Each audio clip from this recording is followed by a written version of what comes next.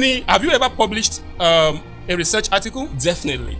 It's just like when you're asking a farmer, have you ever produced any crop? And let me make this very clear that there is a difference between research title and a topic. Hello viewers and welcome to Giba TV.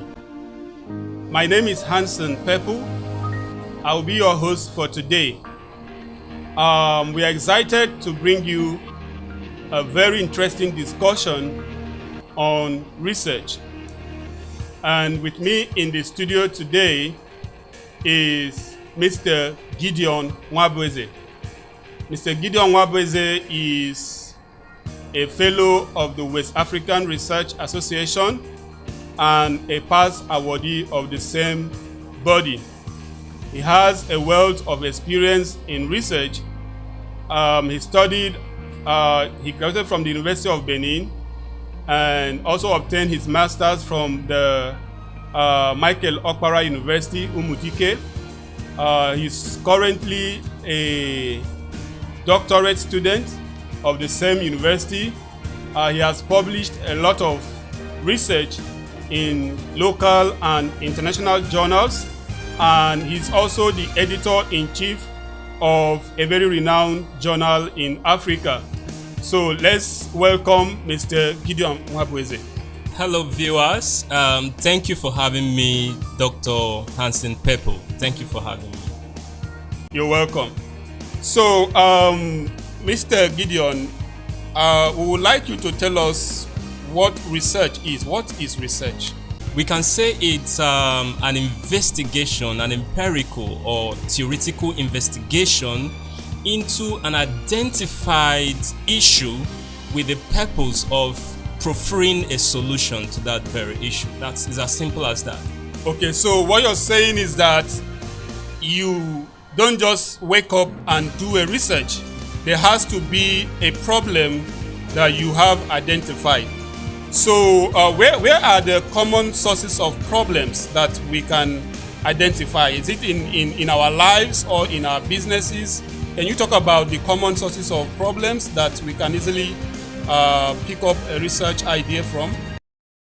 Well, the truth of the matter is that a research idea could be developed from even life experiences, from literatures, from newspaper publications, from prevailing issues in the society. It can be deciphered from such sources. Oh, wow. Okay, that's lovely. Now, why is research actually important? Why do we need to go into research? Well, the meaning of research, like I said, has already explained some of the importance of research. One is that it helps us to identify a problem in a society, in a business, in a system, and not just identifying a problem. Research goes on to proffering solutions to such problems. Wow. It helps in business development, product development, service development, system, in fact, leadership development. Research cuts across all facets of life. Wow. Beautiful. So my next question for you is, I don't know if it's okay for you to talk about your research journey so far. Well, my research journey started back then in University of Benin. While I was an undergraduate. You know, most times when lecturers tell students to do their research, they end up outsourcing their research. But I took it upon myself to follow the process, irrespective of the fact that I wasn't getting everything completely. But through that experience, I was able to learn a lot. Then that activated the drive in me to pursue my master's, because I am someone who is seriously curious about life, and I see life from different perspectives, so I think critically. So when I pursued my master's, I picked interest in research. I did my research myself, and I was privileged to be under the tutelage of a renowned doctor, Dr. Asogwa, who took me in as a son and taught me research. And even through that process, I was able to win an award that took me out of Nigeria, and I attended a world conference where I presented my research findings to other scholars. Wow, wow, wow. Thank you so much. That is very interesting.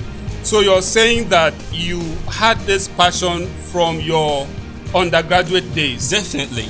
Wow, wow. And ever since then, research has become your lifestyle? It has become, since 2010, I've been on research till date that I'm currently doing my doctoral program. Awesome. So have you ever published a research article? Definitely. It's just like when you're asking a farmer, have you ever produced any crop? I have over 20 journal publications, local and international. Wow. That's very interesting. Very interesting. So that means you really know what you're talking about when it comes to research. Definitely, to the best of my knowledge. So what you're saying is that you have values to give to our audience because they are listening to someone who is vast in the field of research. Definitely. Even GIBA, through GIBA Integrated Resources Limited, we have been touching lives. We've been adding values when it comes to research and development. Wow. Okay, yeah. So you just mentioned GIBA. I guess that's your company, right? Definitely. Wow, beautiful. So can you talk more about GIBA and what it does? Well, GIBA Integrated Resources Limited is one of the thriving research and educational industries in Nigeria.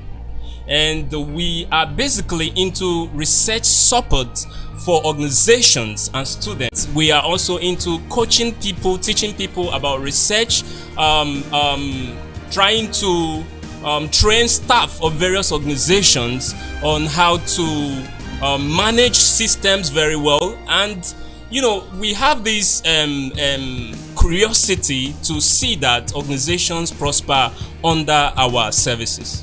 So what you're saying is that you can help companies to do research for them? Definitely. We've been helping companies even in UK and in Nigeria. So what are the benefits companies get to have when they contact your agency for their research? What aspects of research do you do for companies? Well, we might do a system research, like for an organization that is having issues on how to manage their projects. We can be able to come into that organization if they grant us access, and we'll be able to carry out some investigation in order to identify a problem on how to help them run their project. So we are into business analysis, we are into several organizational development programs. Very good. I love that. So talking about research, where does a research journey actually begin? Like, if someone is interested in research, where does he actually have to start? Okay. The journey of research starts from interest. Interest. Whatever you are not interested in, just forget it. Wow, wow. Now, when your interest is activated, then you have to conceive a topic. You have to conceive a topic. And let me make this very clear that there is a difference between research title and a topic. In schools, when you ask students, what is your research topic, they end up talking about research title. So there's a difference between a research topic and a research title. So the journey of a research, the first step in the research process is to find a topic. Okay. So can you explain further the difference between a research topic and a research title? Now, when you say research topic is a research area, a broad area of problem. For example, when you talk about examination malpractice in Nigeria, that is a research topic, but that is not a research title. A research title is more specific. In fact, a research title identifies the variables of your study. Now, for example, I've already mentioned examination malpractice in Nigeria is a topic. Now I can go into looking at the perceptions of teachers on the strategies to curbing examination malpractice in Nigeria. Now that is a research title, more specific and showing the variables of the study. In other words, some scholars say that research title is synonymous to the purpose of the problem, while research topic is synonymous to the problem of the study. Okay, so if I get you right, and for the sake of our audience who are also listening, I'd like to, recap what you said for the purpose of ensuring that we understand what you're saying. So you're saying that a research topic is more like a broad area of problems that might be in an organization, the society, in a person's life, whereas the title is the aspect of that problem that you're looking at. Exactly. Because different people can look at the problem from different angles. Two persons can handle same topic but from different angles. Lovely, lovely, lovely. So once we have this understanding and we want to frame a research title, what are the things? You mentioned variables, right? Yes. So what are the variables that come together to make a research title? Well, the variables that come together to make a research title depends on the problem you have identified. It also depends on the nature of the study. Okay. So, let's assume you are looking at the relationship between A and B, and of course that's a correlational study.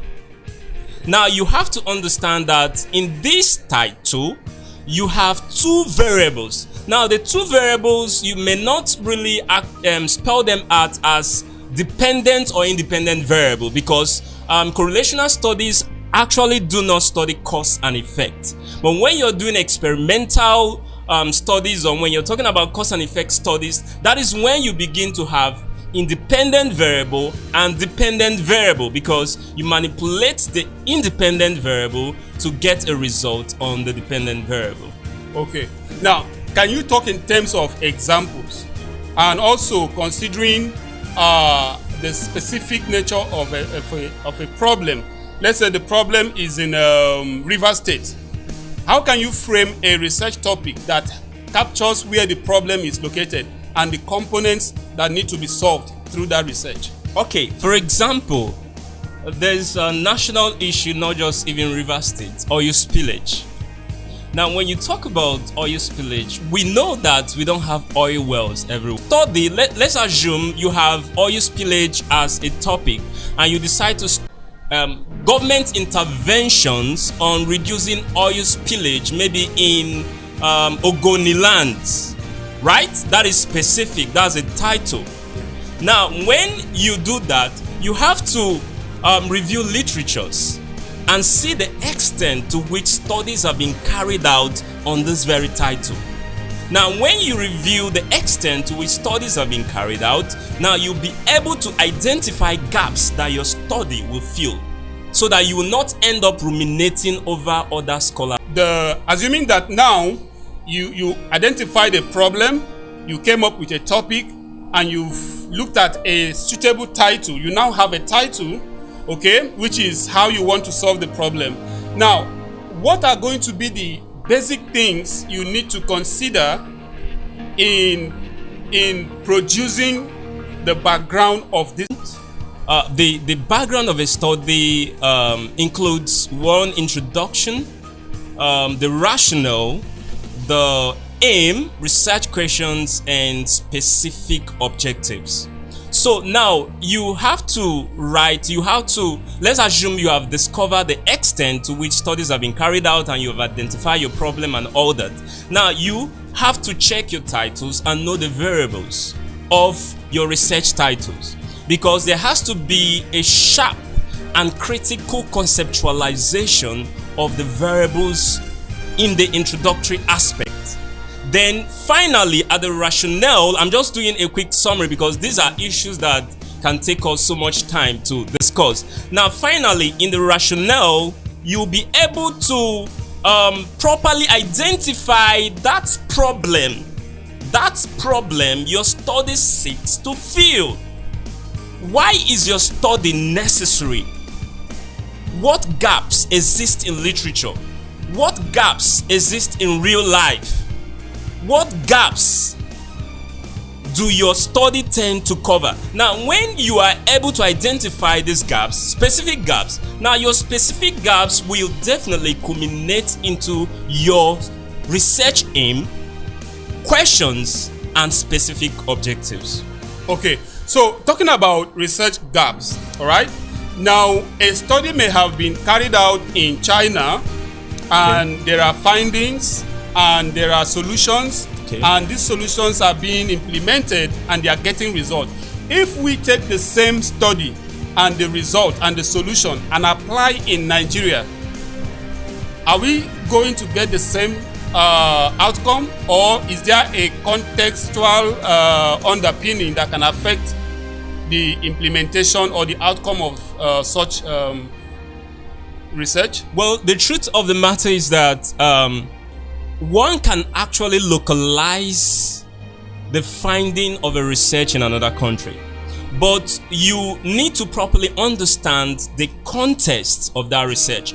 And before you do that, you must have to carry out a validation. You have to carry out a validatory research, a research that will be able to study that gap within the context of your environment or political climate or economic climate, then for you to be able to, come up with vital solutions that can be locally applied in your environment. So research actually enables transfer.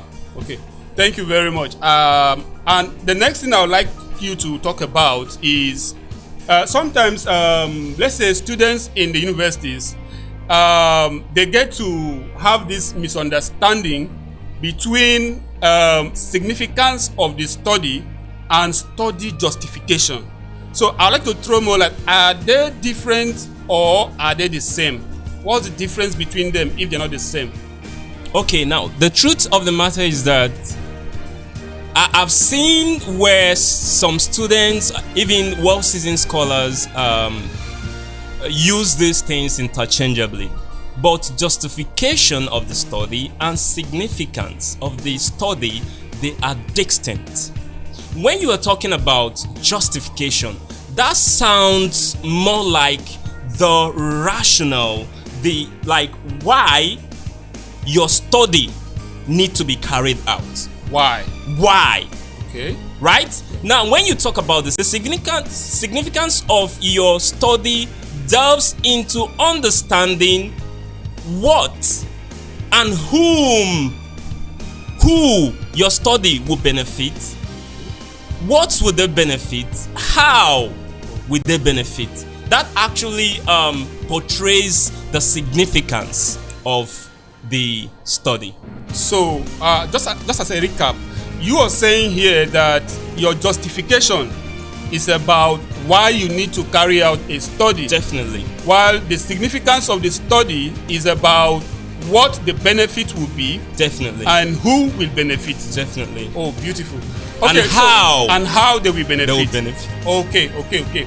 Right, lovely. So, at this point, I would like you to talk about one last thing. I hope you don't mind. No problem.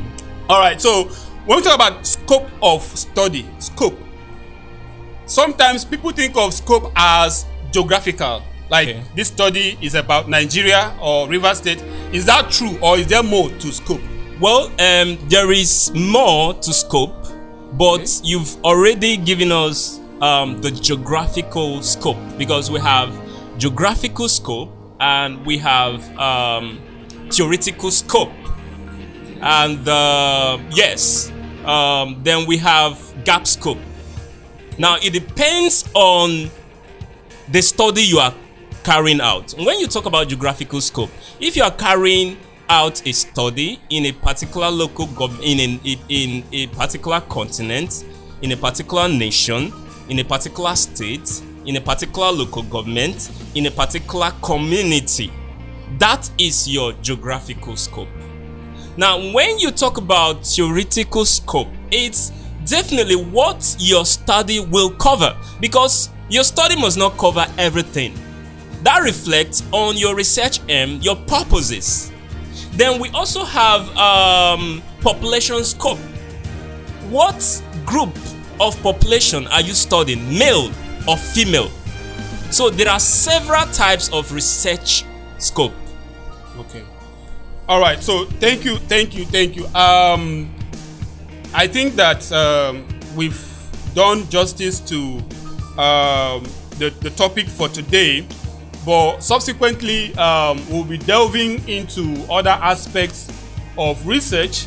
But before I let our guests go, there's a bonus question I want to ask for the sake of our audience. Now, in terms of presenting the writing, okay, when you're writing the introduction or the background of your research, can you walk the conceptual framework? Like, how do you start presenting the work? Is it a bottom up, or is it you can have top funnel, top bottom, or bottom top, bottom top, top bottom, or funnel, upright funnel or inverted funnel. So can you tell us the presentation of a background? How do you put it in writing? I want to be very sincere. The way you go about it, whether you start using the top-bottom approach or bottom-top approach using the triangle, depends on you as the researcher. There is no hard and fast rule on how you should critically write your introduction. The most important thing is that the way you write your introduction depends on your title.